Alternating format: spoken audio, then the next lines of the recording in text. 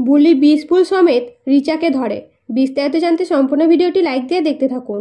বুলি অগ্নিকে প্রণাম করতে গিয়ে বন্যি ফুলের পাপড়ি পেলে সঙ্গে সঙ্গে কাউকে কিছু না জানিয়ে বাগানে যেয়ে বন্যি ফুলের গাছ খুঁজতে থাকে। কিন্তু বন্যি ফুলের গাছ না পেলে বুলি বলে, তাহলে এই বিষাক্ত ফুল এলো কোথায় থেকে, আমাকে জানতে হবে। এরপরে কায়দা কানুন সকলে মিলে অগ্নিকে রান্না করতে বাধ্য করে। ঠিক তখনই বুলি এসে বলে, আমি রান্নাতে সাহায্য করব।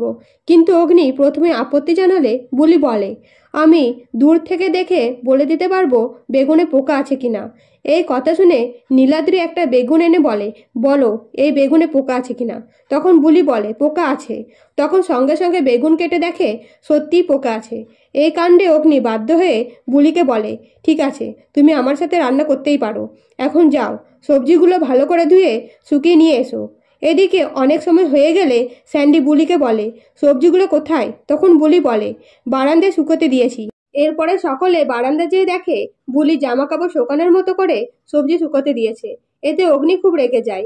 এরপরে বুলি কর্তা দাদুকে গন্ধেশ্বরী পুজো করার জন্য অনুমতি চাইলে কর্তা দাদু অনুমতি দিয়ে দেয়। কিন্তু অগ্নি বাধা দিয়ে বলে, এই মেয়ে কোনো কাজ করতে পারে না, শুধু ওস্তাদি মারে, ও পুজো করবে? তখন বুলি বলে, আমি কাজ করতে পারি না, তবে গন্ধেশ্বরী পুজোতে কোনো ভুল হবে না, সব ঠিকঠাক আয়োজন করব। তখন কর্তা দাদু বলে, আমি অনুমতি দিচ্ছি, পুজো হবে। তখন অগ্নি বলে, পুজো হলে আমি থাকবো না, তোমরা কথাকে ভুলে বড় করে পুজো করতেই পারো, কিন্তু আমি পারবো না। এই বলে সেখান থেকে চলে যায়। এদিকে বুলি রিচাকে সন্দেহ করে চোখে চোখে রাখে আর বলে, এই মেয়ে সুবিধের নয়। এদিকে রিচা ও প্রান্তিককে সাহায্য করে অগ্নির বাবা। এরপরে প্রান্তিক বিষফুল রিচাকে দিয়ে বলে, তুমি তোমার গিনিপিগ খুঁজে নিও।